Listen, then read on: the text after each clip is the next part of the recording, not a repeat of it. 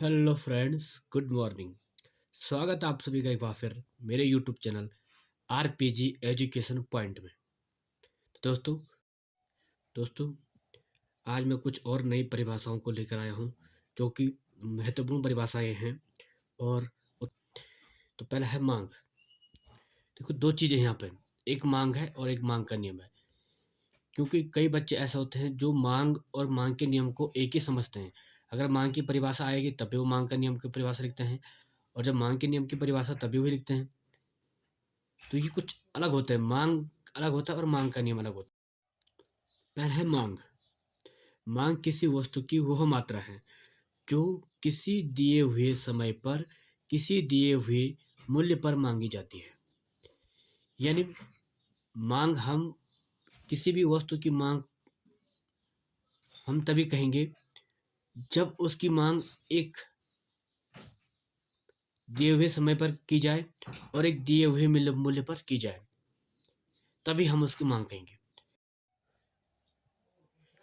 अगला है मांग का नियम। मांग का नियम यह बताता है कि किसी वस्तु की कीमत में होने वाली वृद्धि से उसकी मांग में कमी हो जाती है, और यदि वस्तु की कीमत में कमी हो जाए तो उसकी मांग में वृद्धि हो जाती है।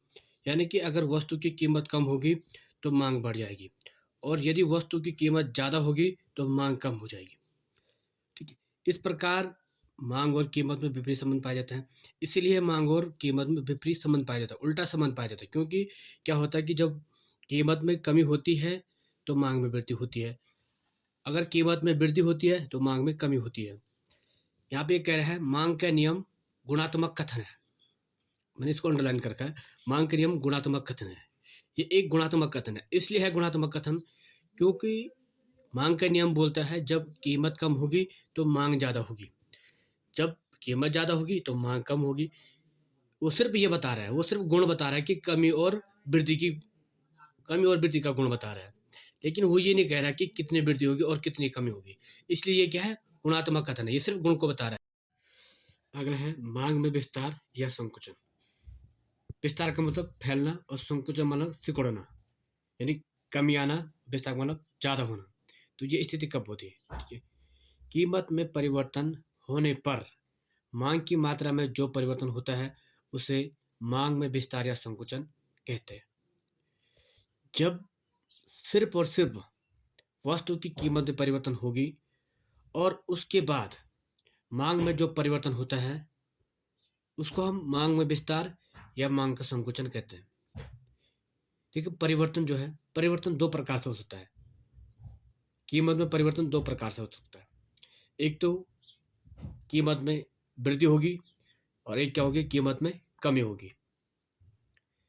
जब कीमत में वृद्धि होगी तो मांग में कमी हो जाएगी,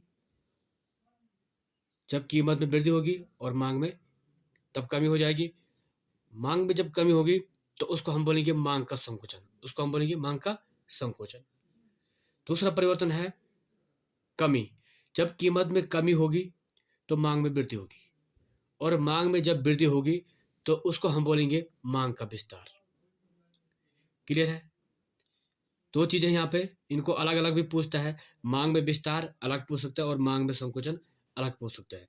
तो मांग में विस्तार कब होगा? जब किसी वस्तु की कीमत में कमी होगी तब मांग में वृद्धि होगी। तो मांग में वृद्धि होगी तो फिर क्या होगा, मांग का विस्तार हो जाएगा। जब वस्तु की कीमत में वृद्धि होगी तो मांग में कमी होगी, तो मांग में कमी होगी तो क्या होगा, मांग का संकुचन होगा। ठीक है, दूसरा है मांग में वृद्धि या कमी। एक और नई परिभाषा है मांग में वृद्धि या कमी। मांग में वृद्धि या कमी कब होती है? देखो, दो प्रकार से पूछा जाएगा। देखो, एक तो मांग में विस्तार और संकुचन। मांग में विस्तार और संकुचन कब आएगा? जब सिर्फ और सिर्फ कीमत में परिवर्तन होगा। जब सिर्फ और सिर्फ क्या होगा, कीमत में परिवर्तन होगा। दूसरा है मांग में वृद्धि या कमी। कीमत के अतिरिक्त मांग को निर्धारित करने वाले तत्वों में होने वाले परिवर्तन के कारण मांग में जो परिवर्तन होता है उसे मांग में वृद्धि या कमी कहा जाता है। अब यहाँ पे देखो, ऊपर लिखा था कीमत में परिवर्तन। जब कीमत में परिवर्तन होगा तब मांग में विस्तार या क्या होगा, संकुचन होगा। यहाँ पे लिखा कीमत के अतिरिक्त, यानी कि कीमत में कोई परिवर्तन नहीं होगा, कीमत वही रहेगी, और जो मांग को प्रभावित करने वाले कारक हैं जैसे मौसम, फैशन,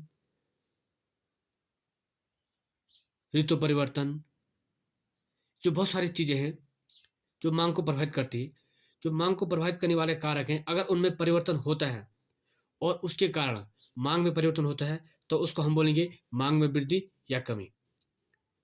अगर मांग को प्रभावित करने वाले तत्वों के कारण मांग में वृद्धि होती है, तो उसको हम बोलेंगे मांग में वृद्धि।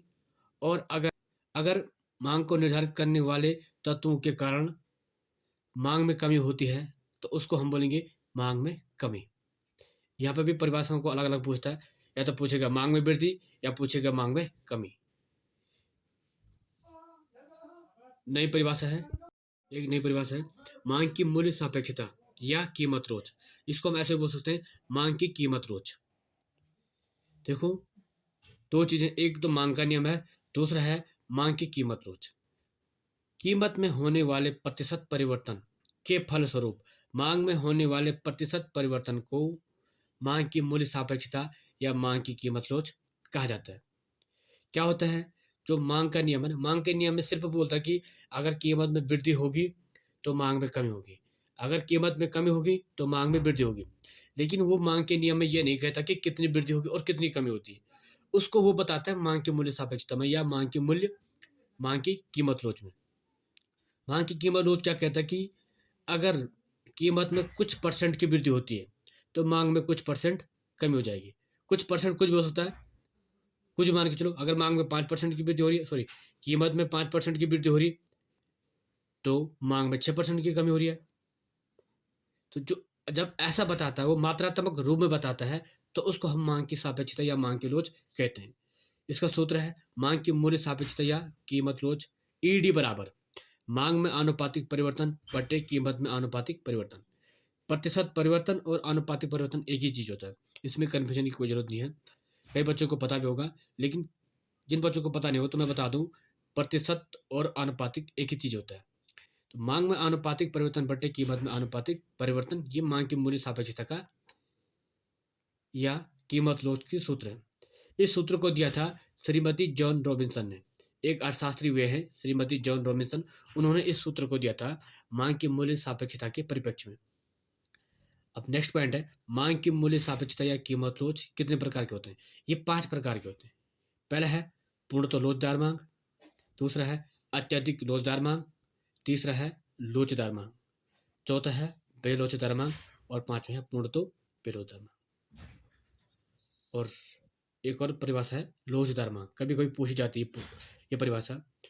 लोचदार मांग क्या होता है, लोचदार का मतलब जिसमें परिवर्तन होता है, ठीक है। लोच, जब किसी वस्तु की मांग में परिवर्तन ठीक उसी अनुपात में होता है जिस अनुपात में कीमत में परिवर्तन होता है, तो उसे लोचदार मांग कहते हैं। जिस अनुपात में कीमत में परिवर्तन होगा, मान के चलो कीमत में परिवर्तन 10% हो गया, तो मांग में भी 10% की कमी होगी। क्योंकि मांग का नियम क्या होता है, मांग के नियम में क्या होता है, विपरीत संबंध होता है। मांग और कीमत में विपरीत संबंध होता है। जब कीमत में 10% की वृद्धि होगी, तो मांग में 10% की कमी होगी। अगर ऐसी कंडीशन होती है, तो उसको हम बोलते हैं मांग की लो, उसको हम बोलते हैं लोचदार मांग। तो दोस्तों, कैसी लगी आपको ये वीडियो? अगर अच्छी लगी हो तो प्लीज़ लाइक, शेयर, कमेंट और सब्सक्राइब जरूर करें, और अपने दोस्तों को भी शेयर कीजिएगा। धन्यवाद।